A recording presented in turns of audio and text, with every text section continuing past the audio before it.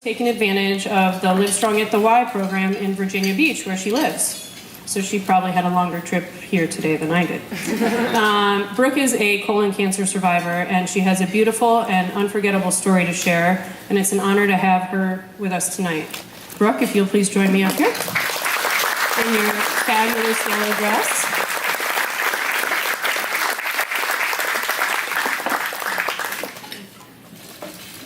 This isn't my dress. I borrowed it from my friend Mariah over here. So I have to give her credit.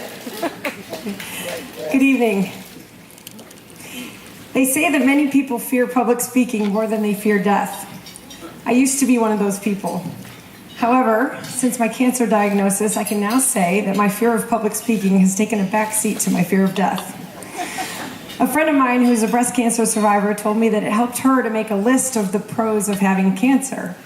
I was able to got over my fear of public speaking in my list of pros, so that's a good thing.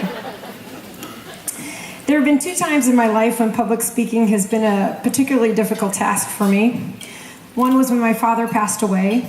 I gave his eulogy, and in it I talked about some of the lessons that I learned from him. In short, they were to love unconditionally, to keep learning, to do what is right, to play, and to smile. The other time was a couple of years ago when my boss asked me to talk to the faculty at my school about why I teach. I actually think that this was harder than giving my father's eulogy. I guess it's easier to explain your love for a family member than to explain the reasons why you chose to spend the majority of your adult life with teenagers. In my talk, I made reference to a speech entitled "Who Packs Your Parachute" by a man named Charlie Plum. Plum is a retired Navy captain who flew jets in Vietnam, earning 2 Purple Hearts, the Silver Star, the Bronze Star, and the POW Medal. His list of accomplishments is impressive, to say the least. However, that was not why I was so intrigued by his speech. In a nutshell, Captain Plum talked about a chance encounter many years after Vietnam with the man who packed the parachute that he deployed when he was shot down. Plum admitted that he was a rather confident fighter pilot. I married one, so I knew exactly what he meant. Who had probably passed this sailor numerous times aboard the Kitty Hawk without even acknowledging him. He confessed, "I was a fighter pilot and he was just a sailor. How many hours did he spend on that long wooden table in the bowels of that ship, weaving the shrouds and folding the silks of those chutes? I couldn't have cared less until one day my parachute came along and he packed it for me." From there, Plum raised the question, how's your parachute packing coming along? Who looks to you for strength in times of need? And perhaps more importantly, who are the special people in your life who provide you the encouragement you need when the chips are down? His message concludes with a suggestion to his audience to thank the people in their lives who have packed their parachutes. When I came across this speech, I initially thought to myself, I'll show this video to the faculty, maybe give them little parachutes, some of you see them on your tables there, to remember it by, and ask them to think about how many parachutes they're going to pack this year for their students. They'd be inspired and motivated, and I wouldn't have to talk much. It was going to be perfect. So that was my plan. It was my plan when I had to speak to the faculty a couple years ago, and quite frankly, it was my plan for speaking to you all tonight. But then I really started to think about it. Specifically, I started to think not about the act of packing a parachute, but of the actual parachute itself. I went back to a part of Captain Plum's speech in which he goes into some detail about the conversation with the sailor. He explains how the sailor asked him if all the panels of the parachute were there when it deployed. Plum responded that of the 18 panels that were supposed to be in the parachute, he had 15 good ones. He went on to say that the 3 torn panels were not due to anything that the sailor had done, but rather to the fact that he jumped out of the jet at a high rate of speed and close to the ground. This image of parachute panels is what I'd like to focus on this evening.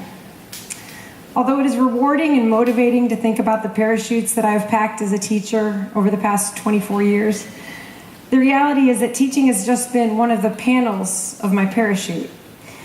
As my life has been blown in many directions, teaching has made up part of the parachute which has enabled me to land safely every time I have either fallen or jumped. But teaching is just one of those panels.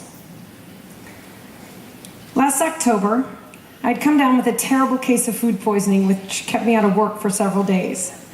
The symptoms continued for about 6 weeks, at which point I called my doctor to see if this was normal. She told me that 6 weeks were too long for me to be seeing blood in my stool. On December 14th, I had a colonoscopy, and on the 20th, as I was driving home from a faculty holiday gathering, I was informed that the 3-centimeter polyp that they found was malignant. Needless to say, upon hearing this news, my family's and my life instantly changed and will never be the same. That being said, I wouldn't trade it, even if I had the chance, because our lives changed for the better. The blessings we received came at us at such a rapid pace that it was quite frankly overwhelming and somewhat difficult to understand. Going back to the parachute analogy, I'd like to share some examples of the various panels of our parachute that were sewn together this year.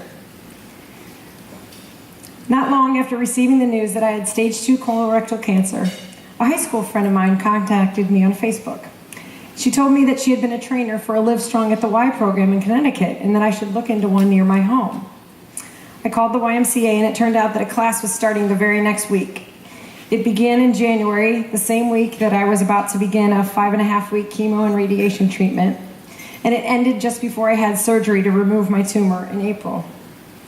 My goal with Livestrong at the Y was to be as strong going into the surgery as I was when I started the program. It enabled me to run the Shamrock 8K in Virginia Beach in March, proof that my goal was met. Livestrong at the Y was one of the strongest panels of my parachute. January 18th was my first day of chemo and radiation. That morning, when we were leaving the house for school, my daughter and I saw a beautiful wooden sign on our fence. It read, "Positive." The next day, another sign appeared, "Fearless." The next day, another, "Strong." And another, "Empowered." Mariah's showing the signs over there. Every day for 38 days, a new sign appeared, and I became dependent on those signs to get me through the day. One morning, I had had a particularly tough night with the side effects from chemo and radiation, and I didn't make it to the Livestrong at the Y program. That same day, a news reporter knocked on my door and said that she had seen my signs and heard from a friend that I was undergoing cancer treatment. She asked if I knew who was responsible for the signs. I told her that although I had accused nearly every family member, neighbor, and friend, I didn't know who it was. The reporter was so intrigued by this that she asked if she could interview me. I said sure, thinking that we'd set up the interview the following week. But instead she said, "Great, my cameraman is outside, we'll be ready to go in a few minutes." I asked if I could have some time to get ready because if you recall, I had had a rough night the night before and wasn't exactly looking camera ready.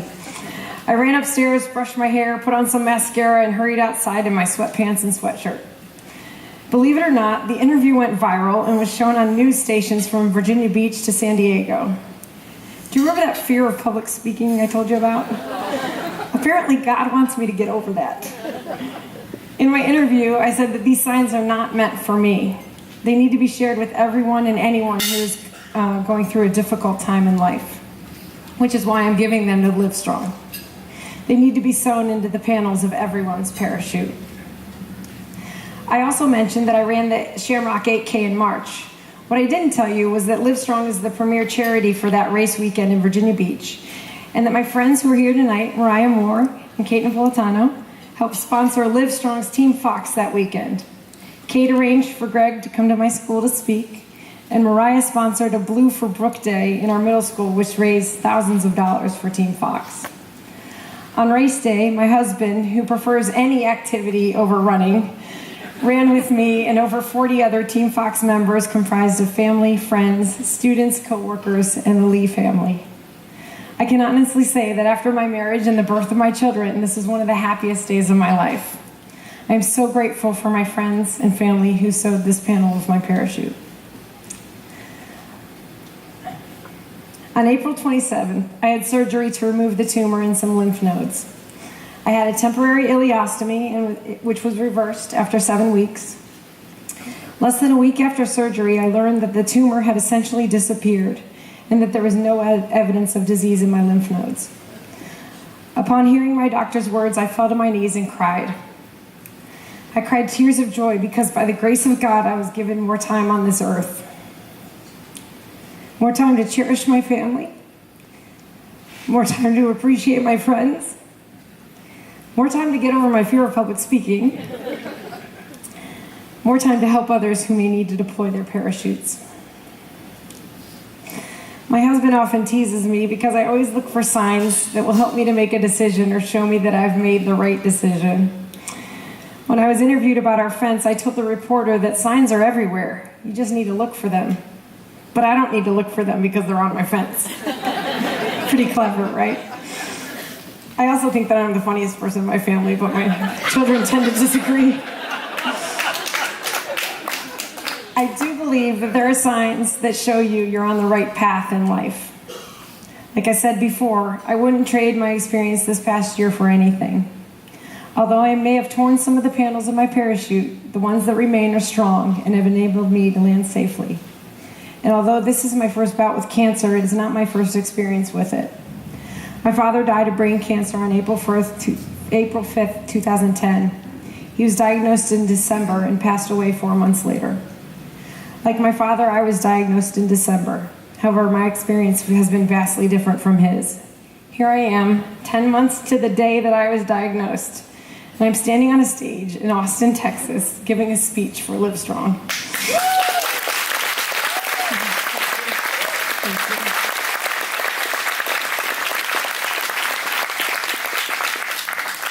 Anyone who battles cancer is a fighter who deserves to have a strong parachute made up of family, friends, anonymous inspiration, and Livestrong programs that help them to land safely.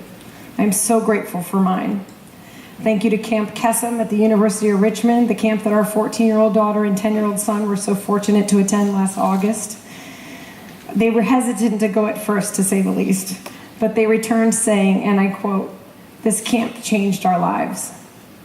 Thank you to my husband, Jesse, the former fighter pilot who loves me for better or for worse, in sickness and in health, who taught me to persevere and who gave me strength when I didn't think I had any left in me.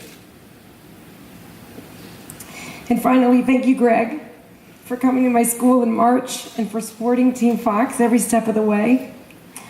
If you could come up on stage, my husband and I have a small gift to show our appreciation to you and to the Livestrong Foundation for everything that you've not only done for our family, but for all of the cancer fighters that you help each and every day. Thank you.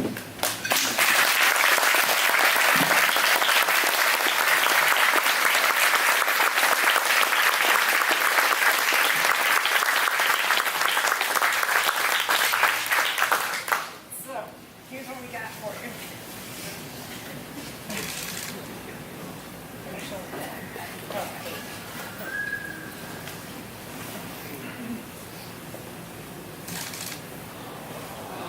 Aviator jacket. We gave Greg a call sign. If anybody knows military, they're given call signs. My husband's was Sly Fox.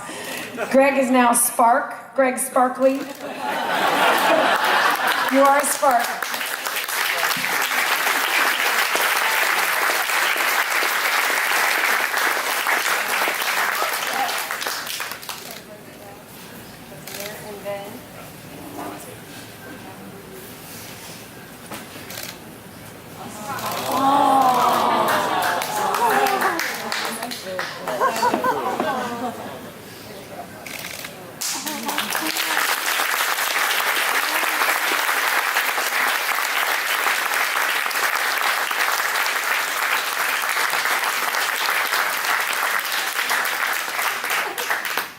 I'm not going to talk now. I'll come back in a minute. I think we have Oddity, who is going to help us with the next part of our program. I'm going to turn it over to her.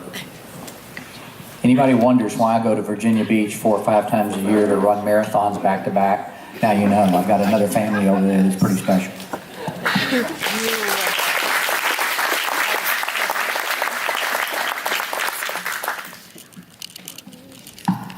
Hello. Thank you, Brooke, so much for sharing your story. It was incredibly